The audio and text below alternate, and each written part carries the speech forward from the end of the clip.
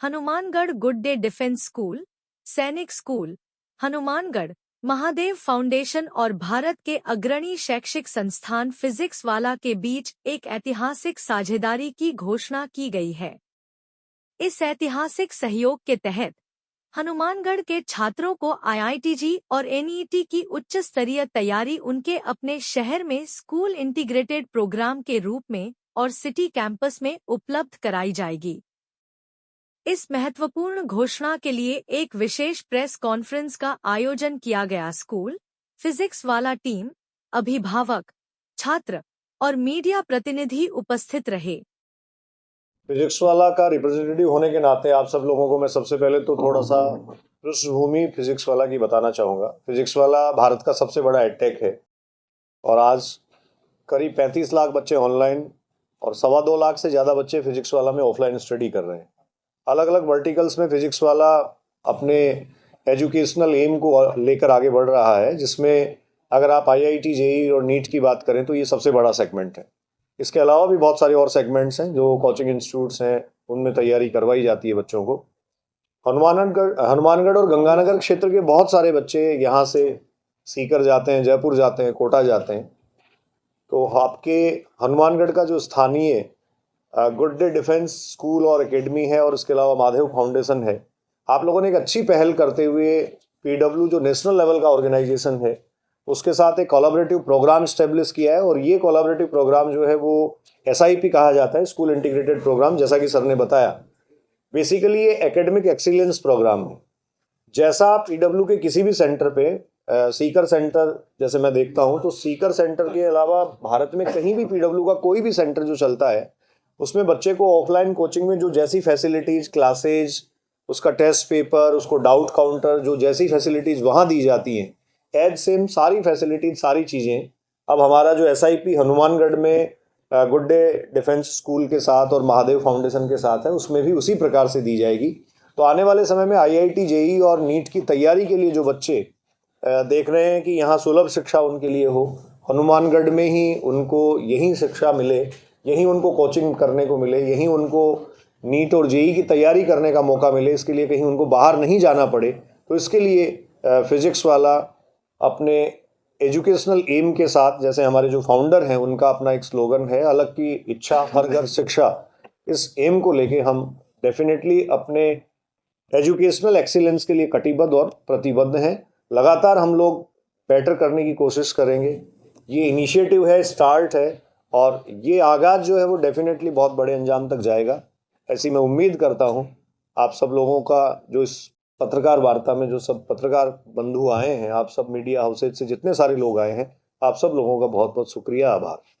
किया गया है कि वो ऑटोमेटिकली ही बच्चे को अपने आप नेशनल लेवल पर उसकी रैंकिंग क्या है, उसकी जो डाउट्स की जो क्लासेस हैं, उस तरीके से प्लान है कि वो उनको एक अलग से पहचान देगा उस बच्चे को। बहुत सारे प्लेटफॉर्म्स तब भी चल रहे थे, हमारे पैरेलल बहुत सारे प्लेटफॉर्म्स आज भी चल रहे हैं, लेकिन जिस कंसिस्टेंसी और डेडिकेशन के साथ काम किया गया उसने इस प्लेटफॉर्म को डेफिनेटली बच्चों का प्यार मिला, यहाँ तक पहुँचा। स्टूडेंट ऑब्सेशन पे ही बना हुआ इंस्टीट्यूट है ये एक्चुअली। जी सर, हमारे जो फिजिक्स वाला का अपना जो कॉन्सेप्ट है, मतलब फिजिक्स वाला का अपना जो कल्चर, उसमें 3 इंपॉर्टेंट चीज़ें होती हैं। एक दृष्टिकोण, एक मार्गदर्शन और एक प्रेरणा। 3 चीज़ें होती हैं जो हमारे विद्यापीठ के जितने सारे सेंटर्स हैं वहाँ तो चलती ही हैं।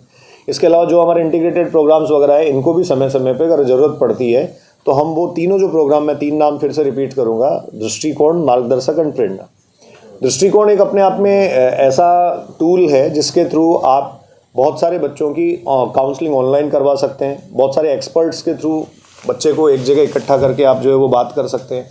मार्गदर्शक 1-to-1 है, जैसे हम इनको टीचर्स अपॉइंट करके देंगे तो वो जो टीचर्स हैं वो इंडिविजुअली बच्चे को जो है वो अपनी स्टडीज़ में हेल्प कैसे करें, अप एंड डाउन्स अगर आते हैं तो कैसे बैलेंस करें, उसमें वो हेल्प करेंगे। और सबसे इंपॉर्टेंट और उसमें सिग्निफिकेंट है प्रेरणा।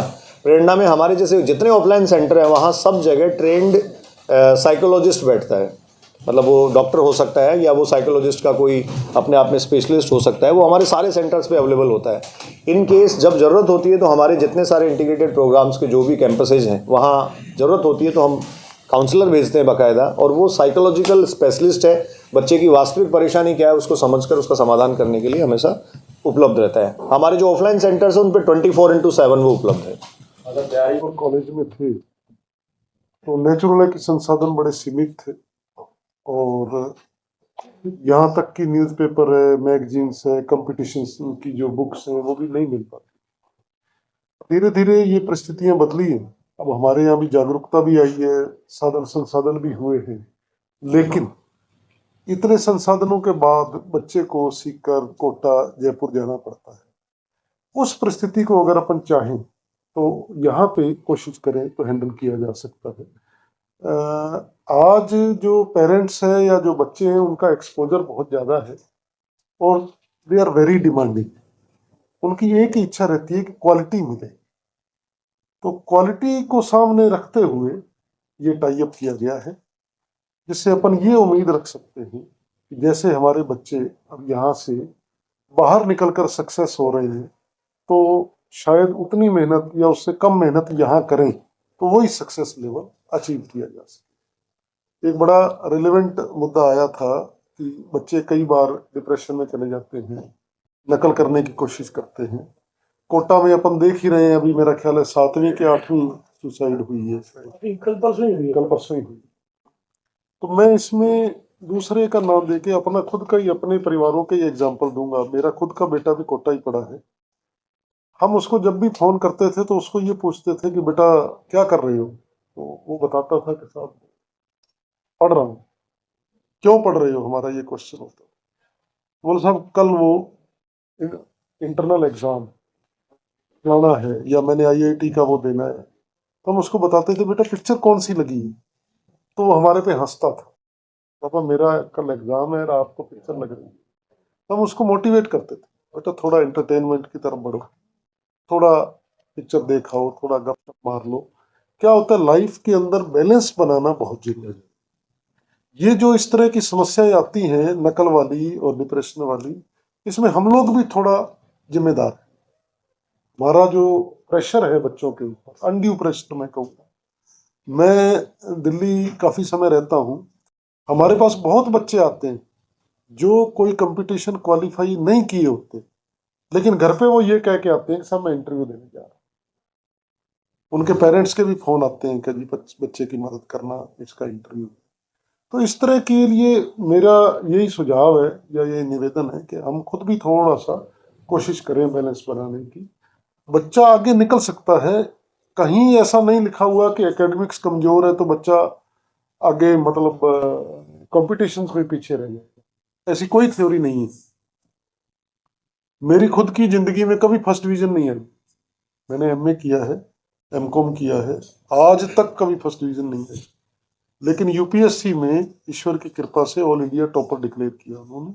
तो उससे एक अपने को सामने एक वो रास्ता मिलता है कि भाई चीजें संभव तो हैं जी। अगर अपनी कंसिस्टेंसी बनी रहे।